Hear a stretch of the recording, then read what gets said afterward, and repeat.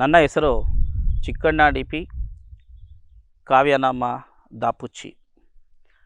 ದಾಪುಚ್ಚಿಯ ಪೂರ್ಣ ಹೆಸರು ದಾ ಅಂದರೆ ದಾಸರಹಳ್ಳಿ, ಪು ಅಂದರೆ ಪುಟ್ಟಸ್ವಾಮಿ, ಚಿ ಅಂದರೆ ಚಿಕ್ಕಣ್ಣ. ನಾನು ನಮ್ಮ ತಂದೆ ಶ್ರೀ ಸಿ ಪುಟ್ಟಸ್ವಾಮಿ, ತಾಯಿ ವಿಶಾಲಾಕ್ಷಿ ಎಮ್.ಎಲ್ ಅಂತ. ಹೆಚ್ಚು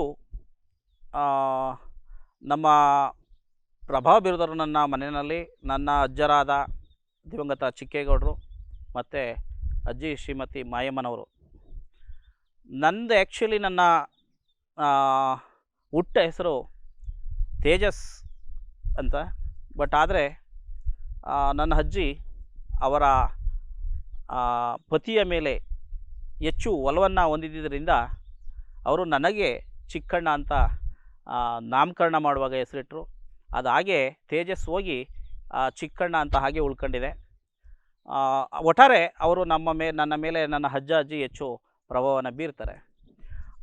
ನಾನು 1ರಿಂದ 7ನೇ ತರಗತಿವರೆಗೆ ಪ್ರಾಥಮಿಕ ಮತ್ತು ಮಾಧ್ಯಮಿಕ ಶಿಕ್ಷಣವನ್ನು ನನ್ನ ಪಕ್ಕದೂರು ಅಂದರೆ ನನ್ನ ದಾಸರಹಳ್ಳಿಯ ಪಕ್ಕದೂರಾದಂತಹ ಸಾತೇನಹಳ್ಳಿಯಲ್ಲಿ, ಮತ್ತು 8ರಿಂದ 10ನೇ ತರಗತಿ ಅಂದರೆ ಪ್ರೌಢ ಶಿಕ್ಷಣವನ್ನು ಶ್ರೀ ಮಾರುತಿ ಗ್ರಾಮಾಂತರ ಪ್ರೌಢಶಾಲೆ ಮಾದಿಹಳ್ಳಿಯಲ್ಲಿ, ನನ್ನ PU ಶಿಕ್ಷಣವನ್ನು ಸರ್ಕಾರಿ ಪದವಿ ಪೂರ್ವ ಕಾಲೇಜ್ ಬೆಂಡಿಗನವಿಲೆಯಲ್ಲೂ, ನನ್ನ ಪದವಿ ಶಿಕ್ಷಣವನ್ನು SC ಪ್ರಥಮ ದರ್ಜೆ ಕಾಲೇಜ್ ನಾಗಮಂಗಲದಲ್ಲೂ, ನನ್ನ MA ಪದವಿಯನ್ನು MA ಸ್ನಾತಕೋತ್ತರ ಪದವಿಯನ್ನು ಮಂಡ್ಯ ತೂಬಿನಕೆರೆ ಸರಿಮಿ PG ಸೆಂಟರ್ನಲ್ಲೂ, ಮತ್ತು BEdಯನ್ನು JSS ಮಹಾವಿದ್ಯಾಲಯ ಸುತ್ತೂರಿನಲ್ಲೂ ಕೂಡ ಮುಗಿಸಿರ್ತೇನೆ. ನಾನು BEd ಮುಗಿಯುತ್ತಿದ್ದಂತೆಯೇ ಮೊಟ್ಟ ಮೊದಲ ಬಾರಿಗೆ ನಾನು CPC ಆಗಿ ಮೈಸೂರಿನಲ್ಲಿ ತನ್ನ ಕರ್ತವ್ಯವನ್ನು ಪೊಲೀಸ್ ಇಲಾಖೆಯಲ್ಲಿ ಆರಂಭಿಸಿದೆ. ನಂತರ ಪ್ರಥಮ ದರ್ಜೆ ಸಹಾಯಕನಾಗಿ ಬೆಂಡಿಗನವಿಲೆಯಲ್ಲಿ ಅಂದರೆ ಬೆಂಡಿಗನವಿಲೆಯ ಸಮುದಾಯ ಆರೋಗ್ಯ ಕೇಂದ್ರ ಅಂದರೆ ಆರೋಗ್ಯ ಮತ್ತು ಕುಟುಂಬ ಕಲ್ಯಾಣ ಇಲಾಖೆಯಲ್ಲಿ ಆರಂಭಿಸಿದೆ. ನಂತರ ಪದವಿ ಪೂರ್ವ ಶಿಕ್ಷಣ ಇಲಾಖೆಗೆ ತೆರಳಿ ಸರ್ಕಾರಿ ಪದವಿ ಪೂರ್ವ ಕಾಲೇಜ್ ರಾಯರಕೊಪ್ಪಲು, ಆಲೂರು ತಾಲೂಕು ಹಾಸನ ಜಿಲ್ಲೆಯಲ್ಲಿ ತನ್ನ ವೃತ್ತಿ ಜೀವನವನ್ನು ಆರಂಭಿಸಿ ಪ್ರಸ್ತುತ ಸರ್ಕಾರಿ ಪದವಿ ಪೂರ್ವ ಕಾಲೇಜ್ ಅಕ್ಕಿಹೆಬ್ಬಾಳು ಕೇರ್ಪೇಟೆ ತಾಲೂಕು ಇಲ್ಲಿ ಕರ್ತವ್ಯವನ್ನು ನಿರ್ವಹಿಸ್ತಾ ಇದ್ದೇನೆ. ನಾನು ಬಾಲ್ಯದಲ್ಲಿದ್ದಾಗ ಈ ಕೆಲವೊಂದು ವೈಟ್ ಆ್ಯಂಡ್ ಬ್ಲಾಕ್ ಇತ್ತು ನಮ್ಮ ದಾಸರಹಳ್ಳಿಯಲ್ಲಿ. ನಮ್ಮ ಮನೆಯಲ್ಲಿ ಒಂದು ವೈಟ್ ಆ್ಯಂಡ್ ಬ್ಲಾಕ್ ಇತ್ತು. ಆ ವೈಟ್ ಆ್ಯಂಡ್ ಬ್ಲಾಕ್ನಲ್ಲಿ ಕೆಲವು ಧಾರಾವಾಹಿಗಳು ಬರ್ತಾಯಿದ್ದೋ. ಆ ಧಾರಾವಾಹಿಗಳು ಬರುವಾಗ ನಮ್ಮ ಅಜ್ಜಿ ಇವೆಲ್ಲ ಯಾರು ಬರೆಯೋದು, ಯಾವ ಥರ ಬರೆಯೋದು ಅಂತ ಅಂದರೆ ನಮ್ಮ ಅಜ್ಜನನ್ನು ಕೇಳ್ತಾಯಿದ್ರು. ಆ ಸಂದರ್ಭದಲ್ಲಿ ಯಾವುದೋ ಒಂದು ಮನೆ ಸ್ಟೋರಿ ಇರುತ್ತೆ ಕಣೆ, ಅದನ್ನು ತಗೊಂಡೇ ಬರೆಯೋದು, ಆ ಮನೆ ಸ್ಟೋರಿಯಿಂದ ತಗೊಂಡು ಬರೆದ್ಬಿಡ್ತಾರೆ, ಅದೇ ಧಾರಾವಾಹಿಗಳಾಗ್ತವೆ, ಈ ಥರ ಎಲ್ಲ ಹೇಳ್ತಾಯಿದ್ರು ಬಾಲ್ಯದಲ್ಲಿ.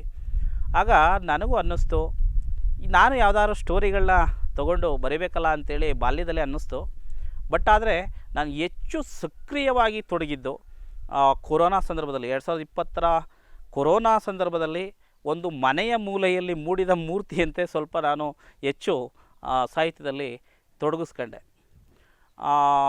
ಇದು ನನಗೆ ಪ್ರೇರೇಪಣೆ ಅಂತ ಅಂದರೆ ಒಟ್ಟಾರೆ ನನ್ನ ಅಜ್ಜ ಅಜ್ಜಿ ಮಾತಾಡ್ತಾ ಇರುವಾಗ ನನ್ನ ಅಜ್ಜ ಯಾವಾಗಲೂ ಈ ಸಾಹಿತ್ಯದ ಬಗ್ಗೆ ಯಾವ ರೀತಿ ಸಾಹಿತ್ಯಗಳು ಮೂಡ್ತವೆ, ಅವ್ರು ಎಲ್ಲೋ ನೋಡಿರ್ತಾರೆ, ಅದನ್ನು ತಂದು ಬರೀತಾರೆ ಕಣೆ ಅಂಥೇಳಿ ಅವರ ಪತ್ನಿಗೆ ಅಂದರೆ ನನ್ನ ಅಜ್ಜಿಗೆ ಹೇಳ್ತಾ ಇರುವಾಗ ನಾನು ಅದನ್ನು ಕೇಳಿಸ್ಕೊಂಡು ಬಹುಶಃ ನಾನು ಕೂಡ ಯಾವುದಾದ್ರು ಸ್ಟೋರಿಗಳನ್ನ ತಗೊಂಡು ಬರೀಬೇಕು ಅಂಥೇಳಿ ಕೊನೆಗೆ ಕೆಲವೊಂದು ಯಾವ್ಯಾವುದೋ ಸ್ಟೋರಿಗಳು, ಕೆಲವೊಂದು ಗೊತ್ತಿಲ್ಲದಿರೋ ಸ್ಟೋರಿಗಳು, ಈ ಥರ ಎಲ್ಲ ತೆಗೆದುಕೊಂಡು ನಾನು ಬರೆದು ಸಾಹಿತ್ಯದಲ್ಲಿ ತೊಡಗಿದ್ದೀನಿ. 2010 ನವಂಬರ್ 24ರಲ್ಲಿ ಶ್ರೀಮತಿ GK ರೂಪಶ್ರೀ ಎಂಬುವರನ್ನು ಮೈಸೂರಿನಲ್ಲಿ ಮದುವೆಯಾದೆ. ಅಲ್ಲಿಂದ ಇಲ್ಲಿವರೆಗೆ ನನ್ನ ಪತ್ನಿಯು ಕೂಡ ನನ್ನ ಜೀವನದಲ್ಲಿ ತುಂಬ ಸಹಕಾರವನ್ನು ಕೊಡ್ತಾ ಬಂದಿದ್ದಾರೆ. ಅವರು BSc ಪದವೀಧರೆ, ನಾನು MA B.Ed ಪದವೀಧರ. ಆದರೂ ಅವರು ವೈಜ್ಞಾನಿಕ ಚಿಂತನೆಯಲ್ಲಿರ್ತಾರೆ. ನಾನು ಒಬ್ಬ ಕಲೆಯ ವ್ಯಕ್ತಿ ಅಂತ ನನ್ನ ಭಾವನೆ ನನ್ನಲ್ಲಿತ್ತು.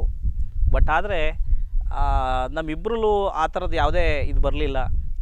ಅವರು ಕಲೆ ಅಂತೇಳಿ ನಾನು ನಾನು ಕಲೆ ಅಂತೇಳಿ ಅವರು ವಿಜ್ಞಾನ ಅಂತೇಳಿ ಆ ಥರದ್ದು ಯಾವುದೂ ಕೂಡ ಬರಲಿಲ್ಲ. ಬಟ್ ಒಳ್ಳೆ ಚೆನ್ನಾಗಿದ್ದೀವಿ. ಬಟ್ ನಮ್ಮಿಬ್ಬರಿಗೆ ಒಬ್ಬರು ಪುತ್ರಿ ಕೂಡ ಜನಿಸಿದರು.